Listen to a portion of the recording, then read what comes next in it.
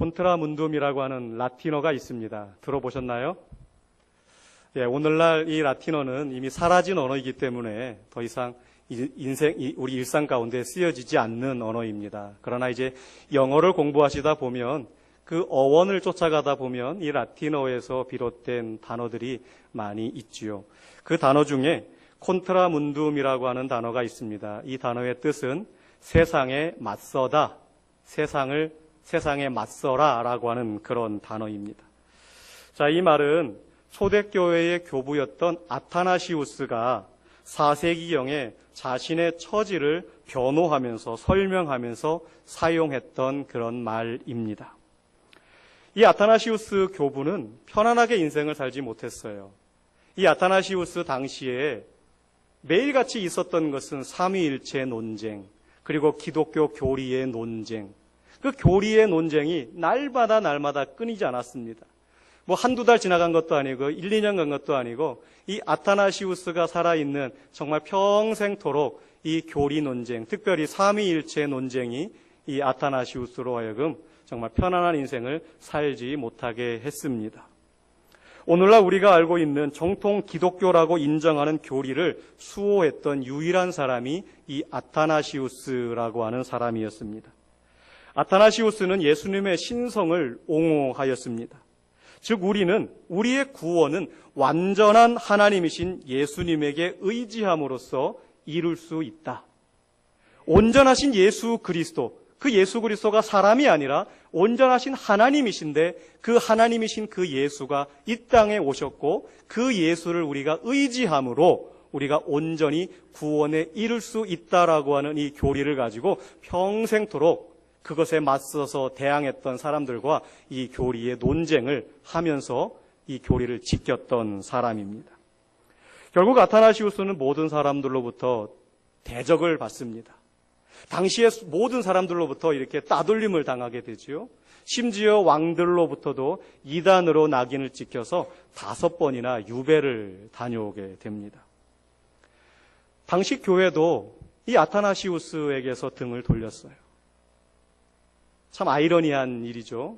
당시 교회마저도 이 아타나시우스와 등을 졌다라고 하는 것입니다.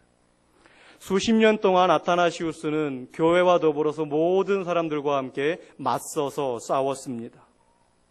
그는 비록 값비싼 대가를 치루어야 했지만, 그래서 그 삶이 고통스러웠지만 그의 자세는, 그의 삶의 모습은 늘 하나님을 위해, 참되신 하나님만을 위하여 온전히 세상과 맞서서 싸웠고, 또한 그 진리를 지켰고, 하나님께서 그의 믿음을 기억하시고 그를 보존하시고 결국은 그로 하여금 승리케 하셨습니다. 그가 썼던 단어가 이 콘트라문둠이라고 하는 단어입니다. 오늘 본문에 라합이라고 하는 한 여인이 등장을 하게 됩니다. 어떻게 보면 이 라합이라고 하는 여인은 제가 방금 말씀을 드린 이 아타나시우스보다 훨씬 더 위대한 삶을 살았다라고 볼 수가 있습니다. 왜냐하면 라합은 당시에 성경도 없었습니다. 그리고 누군가가 와서 하나님의 진리를 그녀에게 선포해 주지도 않았습니다. 더더군다나 예수 그리스도도 몰랐습니다. 그럼에도 불구하고 라합은 하나님을 알았고 그 하나님을 믿는 그 믿음에 대해서 어떠한 대가를 치르더라도 하나님을 따르겠노라고 그녀는 결심하였습니다. 자, 오늘 이 이야기는, 여호수아 2장의 이야기는 2명의 정탐꾼을 여리고로 보내는 여호수아의 이야기와 이렇게 맞물려서 라합의 이야기가 나오게 됩니다. 민수기 13장 이하에 보게 되면 하나님의 명령에 의해서 모세가 12명의 정탐꾼을 가나안 땅을 가서 탐지하고 오라고 이제 보내게 되어집니다. 각 지파별로 한 명씩 선택을 해서 12명을 보내게 되는데, 이제 그 12명의 사람들이 가가지고 열심히 그 땅의 지형 지물을 판단하고 어떻게 하면 이길 수 있을지 잘 보고 돌아옵니다. 근데 이제 돌아와서 이제 결과를 보고를 하는데 10명의 사람과 2명의 사람으로 나누어지잖아요. 똑같은 것을 보고 왔는데 10명의 사람은 부정적인 보고를 합니다. 근데 단 2명의 사람, 여호수아와 갈렙이라고 하는 2사람은 부정적인 그 보고를 하면서도 그 다음에 덧붙이는 것이 그러나 하나님께서, 신실하신 그 하나님께서 저 땅을 우리에게 약속하셨다. 분명히 주신다라고 보고를 하게 됩니다. 자, 이 이스라엘 백성들이 누구의 보고를 들었을까요? 누구의 보고에 마음이 흔들렸을까요? 10명의 보고에 마음이 흔들렸습니다. 어떻게 보면 다수결의 뜻에 따라서 많은 사람의 그 보고가 옳은 것이다라고 판단할 수 있겠지만 결코 그것은 옳은 판단이 아니었습니다. 정말로 믿음 없는 모습의 대표적인 모습이지요. 하나님께서 분명히 언약으로 말씀하셨거든요. 그런데 이스라엘 백성들은 지금까지 인도하신 그 하나님의 은혜를 잊어버린 채, 믿음을 잊어버린 채 그 10명의 보고에 마음이 흔들립니다. 흔들리는데 어디까지 흔들리느냐? 우리가 새로운 지도자를 세워서 그 지도자를 앞세워서 다시 애굽으로 돌아가자. 어떻게 이게 말이나 되는 겁니까? 지금까지 하나님께서 어떻게 인도해 오셨는데, 그리고 하나님께서 분명히 저 땅을 주시겠다라고 약속하시면서 이끌어 오셨는데 이 10명의 부정적인 보고에 이스라엘 백성들의 마음이 한순간에 돌아서 버리게 되어지죠. 결국 그렇게 해서 어떻게 됩니까? 이스라엘 백성들은 그 믿음 없음으로 인하여 다시금 광야로 내몰림을 당하게 되고 그곳에서 40년 동안 하나님으로부터 혹독한 훈련을 받게 되어지죠. 그리고 결국은 애굽을 떠날 때 20세 이상 되었던 자들 중에는 한 사람도, 여호수아와 갈렙을 제외하고는 한 사람도 가나안 땅에 들어가지 못하게 되지 않습니까? 하나님 앞에 믿음 없는 삶을 살아간다라고 하는 것, 우리의 순간의 그 판단이, 순간의 그 믿음이냐 세상이냐 그 판단이 우리의 일생을 좌우하게 되는 것이지요. 여호수아는 다시금 그러한 재난을 겪고 싶지 않았을 것입니다. 그래서 아마도 상징적이긴 하지만 그래서 두 사람만을 다시금 선택을 해서 여리고성을 정탐하도록 그 두 사람을 보냅니다. 불신앙으로 가득 찬 보고보다는 정말 하나님의 그 믿음으로 가득 찬 그런 보고를 아마 여호수아는 듣기를 원했을 것입니다. 그래서 두 사람을, 신실한 두 사람을 선택을 해서 여리고성으로 보내지요. 그런데 성경에 정확하게 기록이 되지는 않았지만 민수기 13장 1절과 2절에서 하나님께서 모세에게 정탐꾼을 보내라라고 하시는 그 명령에 순종해서 모세가 정탐꾼을 보냈던 것처럼 아마 이 여호수아도 하나님의 그 명령하심에 순종해서 이 정탐꾼을 보냈으리라라고 그렇게 미루어 짐작이 되어집니다. 결국 이 여호수아는 2명의 사람을 선택하게 되고 그 2명을 여리고 땅으로 보내게 됩니다. 그리고 그 사람들은 여리고 땅에 가서 이제 며칠 두면 가게 될 이제 그 땅을 잘 정탐을 하고 돌아오지요. 그런데 여기서 우리가 한 가지 더 생각해 볼 수 있는 것은 방금 제가 말씀드린 대로 이 2명의 정탐꾼이 하나님의 명령에 의하여 보내졌다라고 하는 사실을 우리가 믿는다면, 하나님의 명령에 순종하여서 이 정탐꾼이 보내졌다라고 하는 사실을 우리가 믿는다면 우리는 그 2명의 정탐꾼이 단순히 여리고성의 정보만을 수집하기 위하여 보내진 것이 아니라 그 땅에 있었던 한 여인, 이방 여인 라합이라고 하는 그 사람을 구원하시고자 하셨던 하나님의 계획이라고 우리는 또한 생각해 볼 수 있습니다. 어디서 우리가 이 말씀을, 이 근거를 찾아볼 수 있냐면요. 요한복음 4장 4절에 예수님의 말씀이 나옵니다. 예수님께서 내가 사마리아를 통과하여야 하겠는지라. 이건 예수님의 의지가 담긴 말씀이시거든요. 당시 유대인들은 갈릴리 지역으로 가려고 할 때에 이 사마리아 땅을 지나가지 않았어요. 왜냐하면 그 당시에 그 사마리아라고 하는 지역은, 사마리아 사람들은 철저하게 이방인이었고 철저하게 죄인 중에 죄인이었고 사람 취급받지 못했던 사람들이 바로 사마리아 사람들이었거든요. 그 유대인들은 그 사마리아 사람을 만나는 것도 싫어했고 그들을 만나는 것도 싫었고 심지어 그 땅을 지나가는 것도 싫었습니다.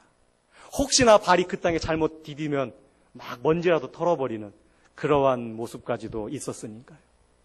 그런데 어느 날 갑자기 예수님께서 이제 갈릴리로 가시면서 굳이 당시 유대인들이 하지 않았던 그 사마리아 땅을 통과하겠다라고 예수님께서 지금 말씀하고 계신 것입니다.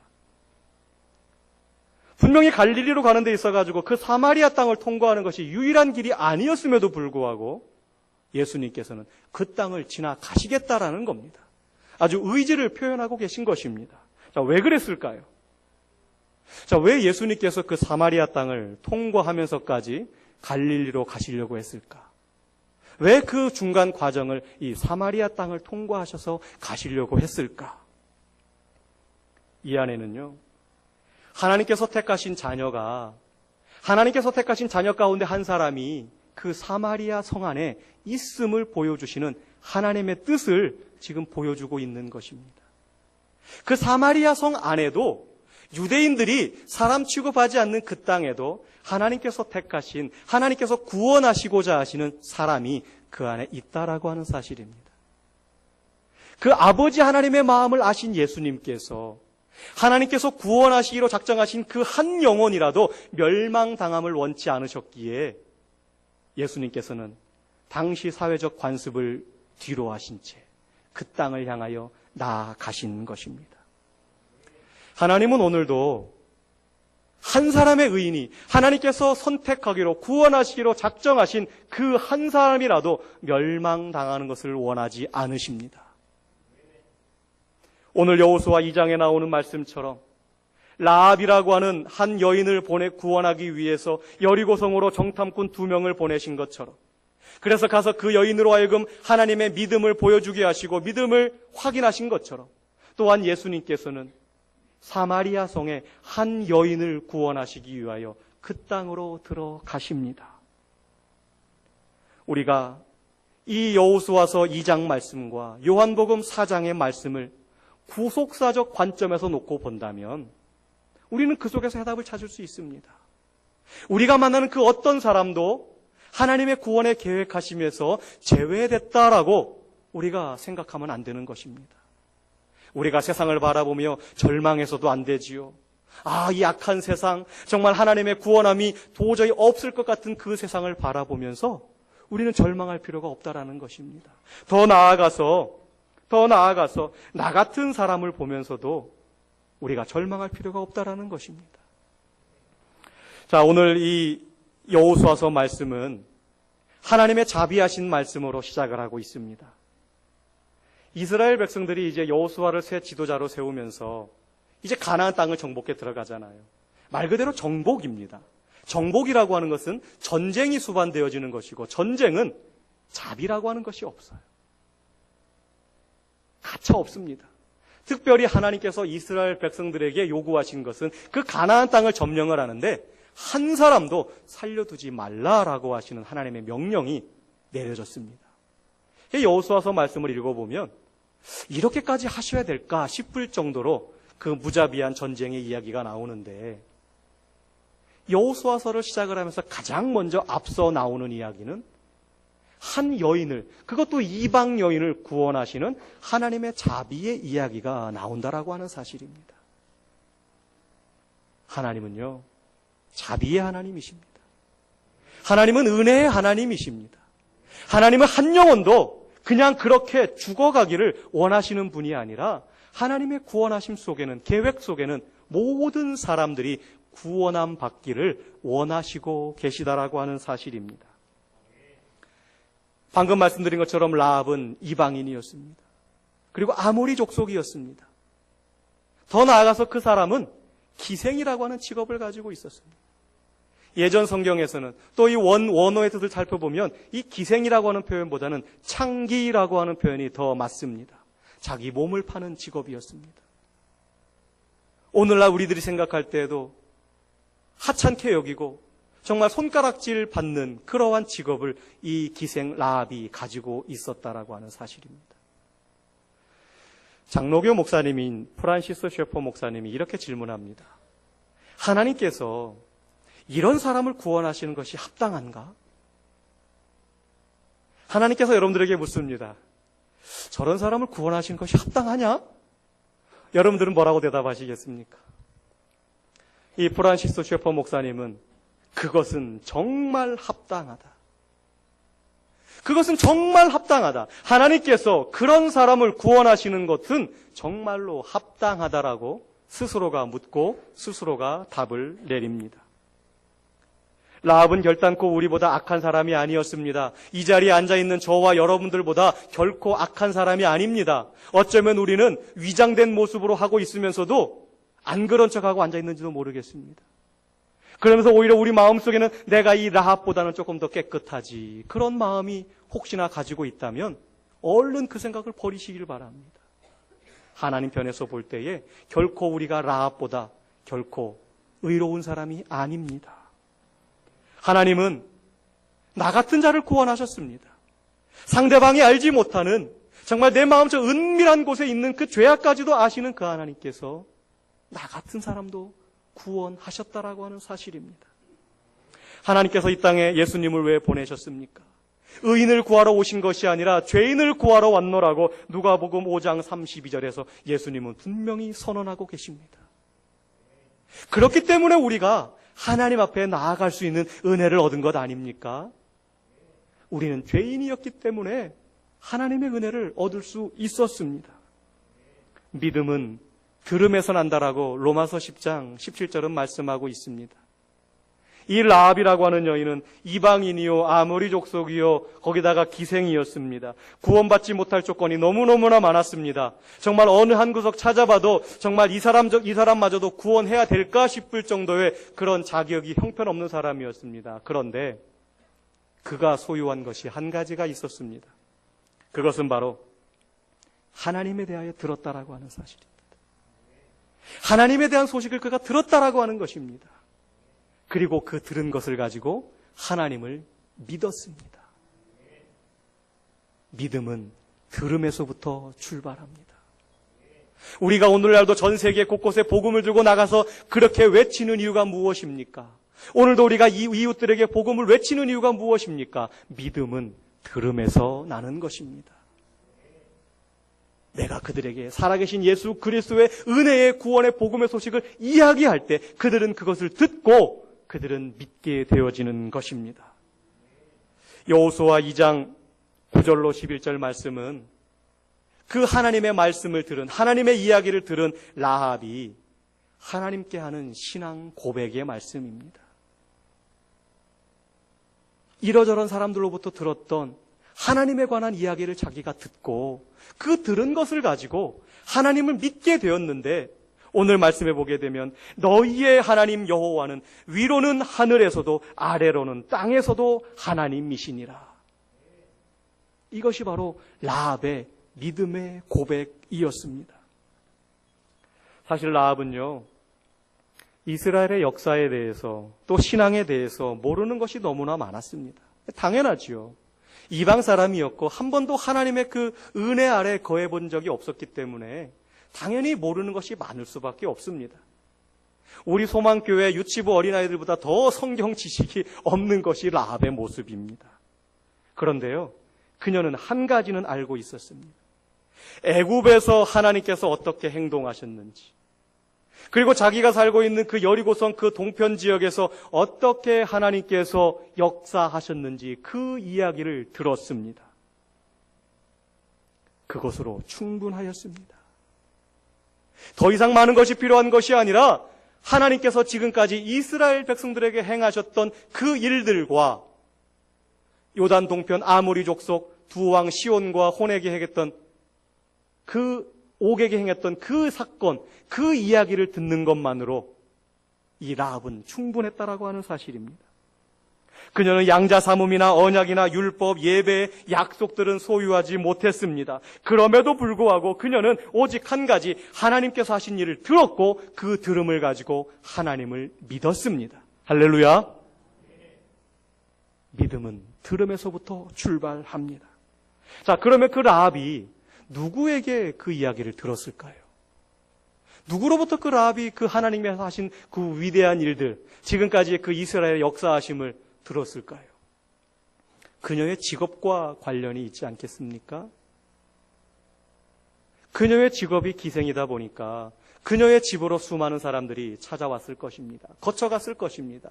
그러면서 이런저런 사람들이 이야기합니다. 너 들었어? 저 애굽 땅에서 이스라엘의 하나님이 그 애굽 땅에 행했던 일 들었어? 10가지 재앙을 내리셨는데 나일강이 피로 변했대. 개구리 떼와 파리 떼가 온 세상을 덮었대. 그리고 결국은 그 땅의 장자들을 다 죽여버리시고 그러면서 이스라엘 백성들을 이끌어내셨대.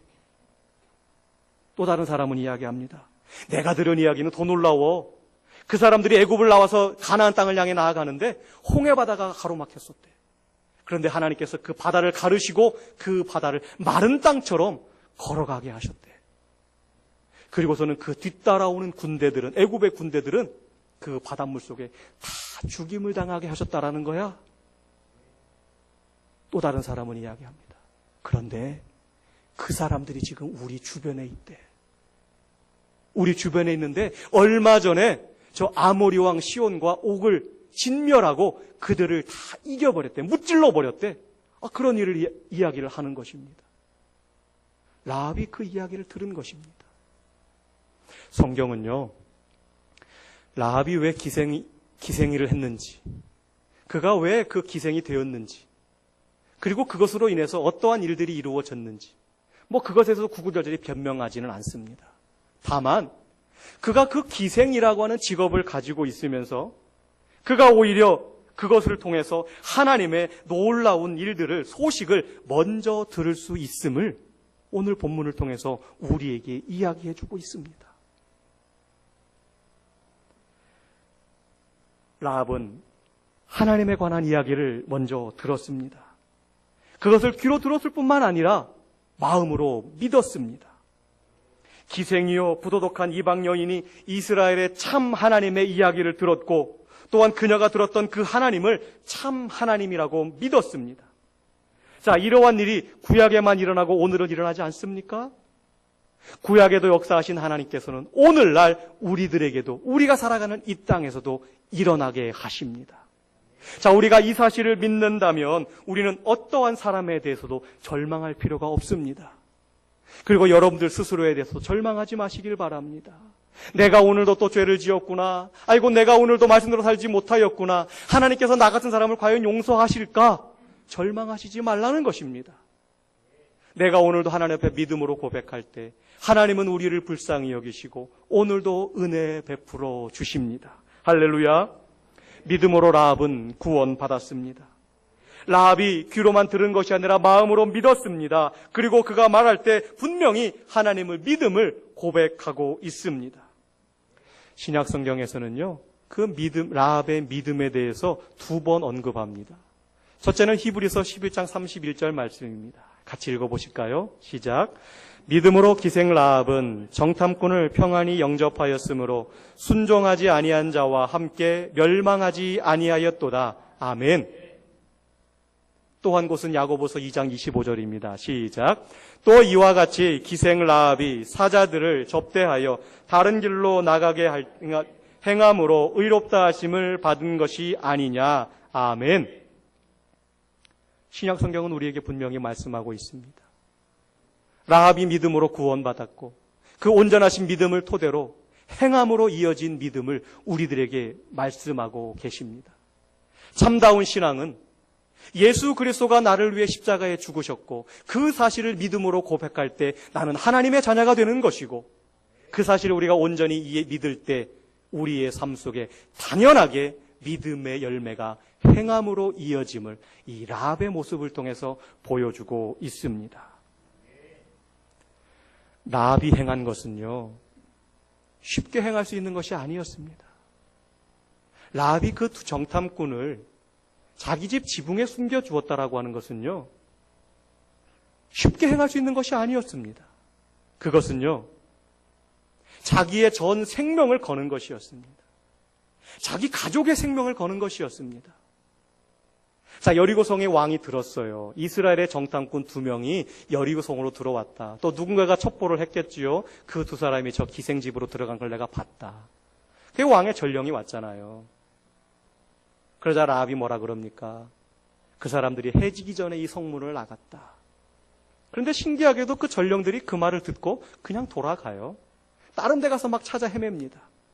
근데 이 전령들이 그 사실을 믿지 않고 그래도 우리가 한번 점검해 봐야 되겠다.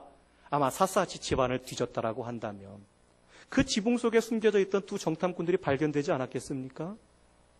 난리가 나는 겁니다. 정탐꾼들이 잡혀가는 것은 물론이거니와 라합도 잡혀가고 라합의 가족까지 온 가족이 다 잡혀가는 겁니다. 잡혀가서 그냥 한 번에 딱 죽임을 당하면 그나마 나았겠지요. 어디 그렇습니까? 어떤 첩보를 주었느냐, 뭘 넘겼느냐, 온갖 고문을 하지 않았겠습니까? 그럼에도 불구하고 이 라합은 그것을 감수하고서라도 하나님의 사람을 지켰다라고 하는 것입니다. 그녀가 발견한 영적인 발견, 하나님의 이야기를 들은 그 믿음, 그 사실을 가지고 이제는 내가 더 이상 이 땅에 살고 있지만 내가 더 이상 이 땅의 사람들처럼 살아가지 않으리라. 하나님 앞에 믿음의 고백을 하고 자기의 목숨을 걸고 행동에 옮겼습니다. 또한 더 나아가서 그는 이제는 더 이상 이 땅의 여리고성의 백성들처럼 생각한 것이 아니라 이스라엘 백성처럼 생각을 합니다. 이 말씀은 무슨 말씀이냐? 그녀는 이제 이스라엘의 하나님을 자기가 믿음으로 인해서 나는 더 이상 내가 이 땅 이방 민족의 사람이 아니요 어두움의 사람이 아니요 이제는 나는 하나님의 자녀다. 하나님의 자녀이기에 내가 이 사람들을 구해주고 이 사람들을 도와주고 이렇게 하는 것이 맞다. 내가 이제는 빛의 세계, 하나님의 영적인 시민으로 거듭났음을 그 행동 하나로 보여주고 있다라고 하는 사실입니다. 하나님께서는 저 라합의 믿음을 보셨어요. 그리고 그 믿음을 통해서 라합을 구원해 주십니다. 더 놀라운 사실은요, 그 다음부터 이제 또 이어집니다. 자, 우리가 라합이라고 하는 사람의 이름을 또 어디서 보게 되냐면요, 마태복음 1장에서 보게 됩니다.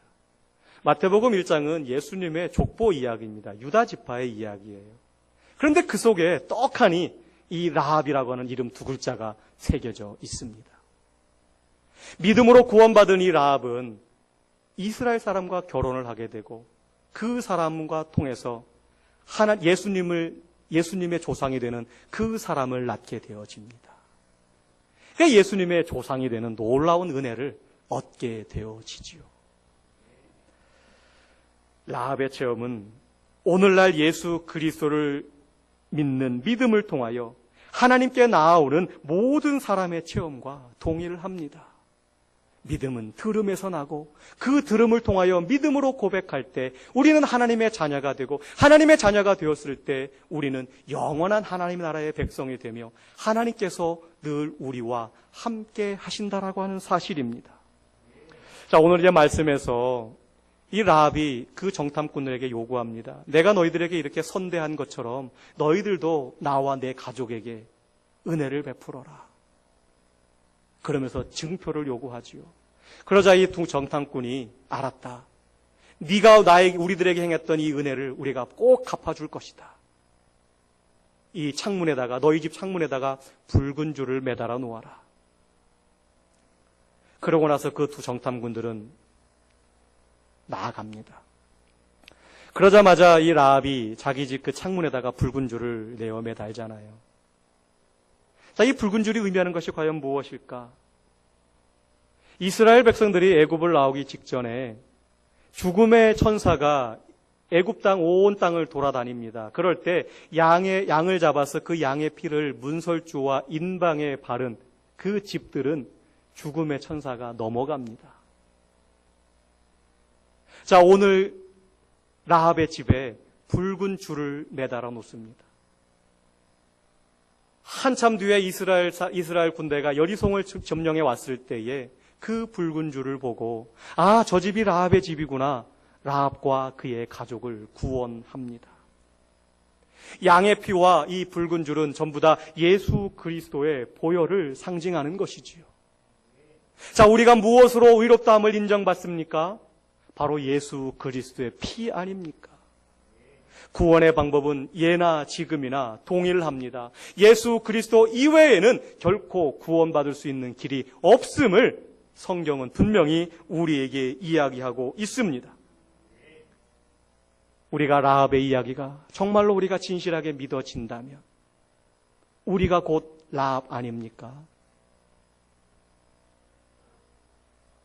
이 시대를 살아가고 있는 우리가 정말로 오늘 여호수아에서 등장하는 라합 아닙니까? 우리는 각자가 비난받아야 할 죄를 짊어지고 가는 자들이 바로 우리들입니다. 이 부패하고 타락한 이 사회의 일원으로서 살아가는 우리들, 정말 라합과도 같은 존재가 바로 우리들 아닙니까? 그러나 하나님께서는 그러한 우리를 위해서 위대한 구원의 계획을 세우셨습니다. 그 위대한 구원의 계획을 세우시고 예수 그리스도를 이 땅에 보내셨습니다. 그리고 우리에게 믿음을 요청하십니다. 우리가 그 예수 그리스도를 믿음으로 고백할 때에 우리가 하나님의 자녀가 되고 하나님의 자녀가 되었을 때에 하나님은 우리들로 하여금 이제는 너희가 세상에서 당당하게 세상과 맞서 싸워라!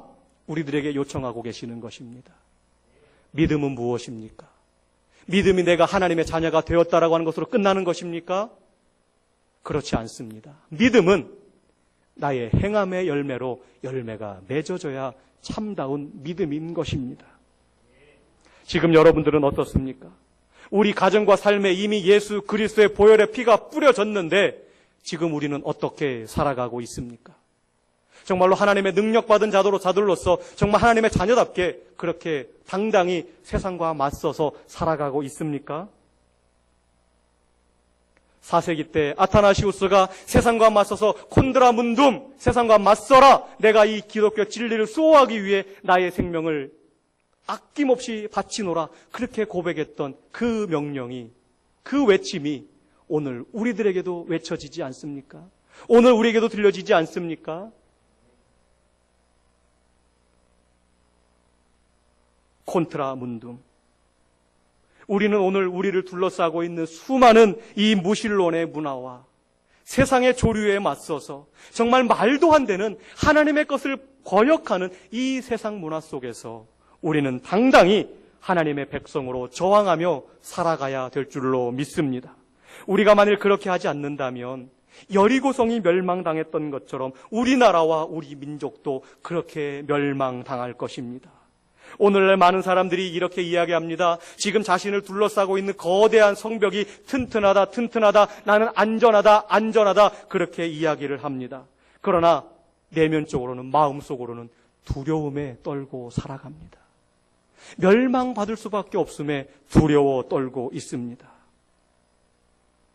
우리는 은혜의 복음을 알고도 왜 하나님의 의로우신 진노와 저주 아래 살아가려고 합니까? 왜 죄악된 과거에서 돌이켜서 예수님을 믿고 하나님의 백성과 한자리에 서려고 하지 않습니까? 언제까지 그 세상과 하나님의 법 속에서 머뭇머뭇 하시겠습니까? 사랑하는 성도 여러분, 하나님께서 오늘도 우리와 함께 하십니다. 그 하나님께서 우리를 하나님의 자녀 삼아 주시면서 우리들에게 요청하십니다. 콘트라 문둠, 세상과 맞서라, 세상과 당당히 저항하라 라고 말씀하십니다. 그 하나님께서 오늘도 우리와 함께 하십니다. 그 하나님께서 오늘도 우리가 세상을 향하여 나아갈 때에 오늘도 나의 손을 꼭 붙잡으시고 하나님께서 함께 나아가십니다. 이 사실을 우리가 모두가 믿으며 여러분들의 삶의 현장에서 당당히 하나님의 자녀로서 세상과 맞서서 하나님의 일들을 이루어가는 저와 여러분이 되기를 주님의 이름으로 부탁을 드립니다.